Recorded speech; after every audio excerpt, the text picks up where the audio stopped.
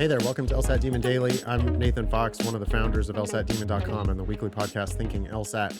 With me today is Josh Mansfield, a teacher with the Demon. Josh, we have an email here from JP. The subject is LR climbing, RC stuck. Hello guys, I'm struggling a little to get my RC dashboard rating up while my LR rating is higher. LR currently 70 and RC rating is currently 56. I focus on individual questions on both, and I have so much more fun in an LR question. How can I have fun in an RC passage or convince myself to have fun? Thank you, JP. I have fun when I'm reading comp. I play the same game on reading comp largely that I do on LSAT logical reasoning. It usually starts though with more, because it's longer, right? So you're looking at, 14, 15, 16 sentences instead of 3 sentences that you see on LR. So it's going to take them a lot longer to get to their point. Frequently on LR, the first sentence is the conclusion of the argument, or the second sentence is the conclusion of the argument. Reading comp, you might read almost the whole thing before you really figure out what the author's thesis is, if there even is one, because sometimes they're just purely reporting on an issue. But I play a game on reading comp from the top. I play a game that I call, "Why are you wasting my time with this?" Where I'm just aggressively asking the author, I read that first sentence. Usually it's like convoluted, kind of hard to parse. I might have to read the first sentence a time or two to really get it, unpack it, the pieces and parts of it. I read it. Once I think I see what's there, I'm asking the author, yeah, okay, but what about this? Why are you telling me about this? Why are you wasting my time with this? What do you want? You've told me that there's this new development. Okay, do you think that's good? Do you think that's bad? Do you think it's a mix of both? Do you think that it's promising because it suggests some other future development? Is it a solution to a long brewing problem? What do you want? Where is the author's opinion here? And I hammer on them. After the second sentence, I do the same thing. After the third sentence, I do the same thing. Eventually, a picture starts to emerge. Well, why do you think that? Oh, you think that this is promising. You chose the word promising, or you said fortunately right here. Why did you say fortunately? You didn't have to say that this was fortunate. Why did you say that why do you think, author, this is fortunate? And then by doing this, you end up predicting the answers to questions, but you also turn reading comp into an exercise that feels a lot more like logical reasoning, because you're taking that sort of aggressive debating kind of an approach to reading comp.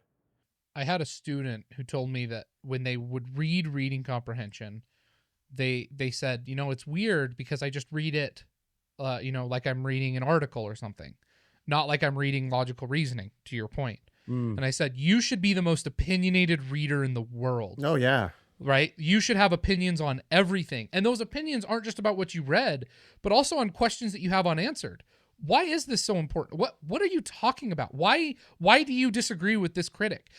Oftentimes, you are predicting the next sentence. Hold on, I would like to know why you don't like these critics. Next sentence, the critics are wrong because. Yeah, and it's like, absolutely. Oh, great, right? It makes it easy. You're thinking about it. You know what's coming before it ever does. And then when you have unresolved questions at the end, guess what? You probably just identified one of the questions that it's going to ask you about. The other thing that I think is so important, Ben once said on a pod, RC is about the closest you get to doing real lawyer work on the LSAT. Reading dense, convoluted stuff, making sense of it. Yeah. And ever since then, I just treat every RC passage like a client. Oh, right? Yeah. Science passage. I'm an IP lawyer tonight. And, what is this physics professor telling me about his new experiment and what he wants to do with it? What questions am I going to ask him to know and understand to the best of my ability so that I can represent him? And when you think about it that way, it adds a little bit of like a critical analysis point to it that is necessary both as a lawyer and to succeed on the LSAT. Oh, yeah.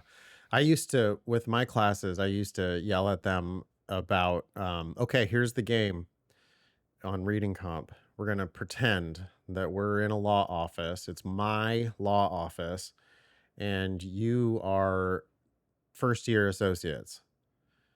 This document just arrived in my law office, certified mail. It's a matter, it's related to one of my clients' matters, and I am giving this to you to see what you think about it.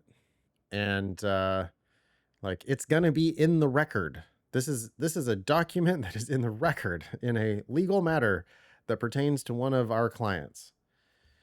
I'm going to throw it on your desk, and I'm going to go down to my office and, work on my putting stroke or whatever.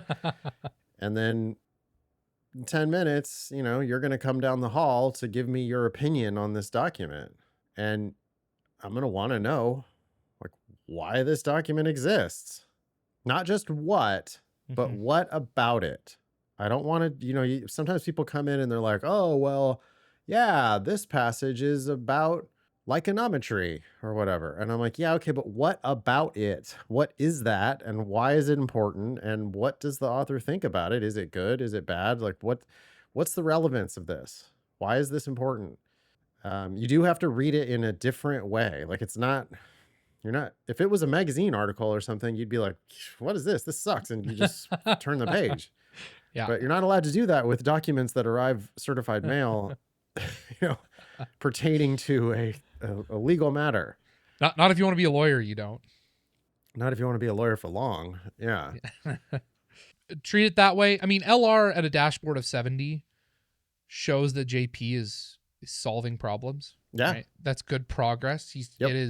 He's understanding a lot of the problems that are coming across his desk in LR.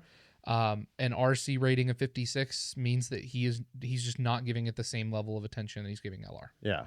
It's all about the passage, right? It's all about, like, he says, I have so much more fun in an LR question. And I do understand that the questions themselves in reading comp, I think a lot of times are kind of boring because it's just like, well, what did it say? What did it say? What did it say? So a whole bunch of must be true questions.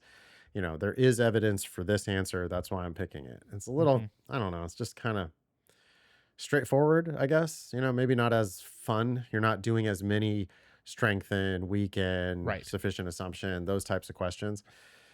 It's not as, the questions themselves are not as argumentative, but you can take that argumentative approach when you're reading the passage. And if you do, you'll find that the questions just seem dramatically easier. And maybe you can at least have some fun just predicting the answers and getting them right. It shouldn't be a grind because you read the passage well enough that you're going to be predicting like half of the answers or more on the reading comp. Every once in a while, you got to go back and look at some of the detail that was in the passage to answer one of the questions. That's fine too. But hopefully it'll be fun when you start, just acing passages. And especially when you learn to have a little more fun reading the passage so that you can then just kind of breeze through the questions. Hopefully that's fun. Can I offer one more piece of advice for people? Of course. I think one thing that also happens though, a little bit of the opposite of JP's problem, or I guess tangential to it. Students will find subjects. They'll say, I love the criminal justice one or the law one, but I don't love the other three because I'm just not as interested. Yeah. Those students often do the worst on the law ones because they read through it and they go, oh, I know all about this. And they don't actually pay attention. You have to read every single one of them as if it's brand new and understand what the author is saying in that passage. You're not asked to bring outside material. You're not asked to think outside the box. What's in the record? What's in that letter that you just got sent? Certified mail. What are you doing with it? Yeah. I had a lawyer, spoke to a lawyer one time who told me that as a lawyer, he feels like his job is to be a professional student, that his job is not really to know things. His job is to learn things. And so he's like, yeah, no, I have my own practice and I'm a generalist. I can take pretty much any legal matter. I just have to teach it to myself. So no matter what the topic is, no matter what documents arrive, no matter what I have to go out and research, I can just read carefully and learn about whatever I need to learn about in order to do my job as a lawyer. So there really isn't, I think the better you get at this, the more you realize that there's no difference between the science passages, the humanities passages, the legal passages, whatever. They're all just basically an exercise in must be true. What did it say? Did you understand what it said? Do you understand why they're saying what they're saying? Did you get what they want and why they want that? Then the questions are all just going to be like, okay, what did they want? What was the main point? What was their primary purpose? What was their attitude? Did it say this? What did it say about this? What did it say about that? Well, you're not supposed to know those things. It's not a matter of opinion. It's just, did it or did it not say this in the passage? I wonder if that's why those students tend to do badly on the law ones. It's like they think that it's going to be asking them for their opinion. Mm-hmm. They go down the rabbit hole of the inference questions. Yeah. It's just not like this test is never testing your sense of justice. They're not testing your moral compass.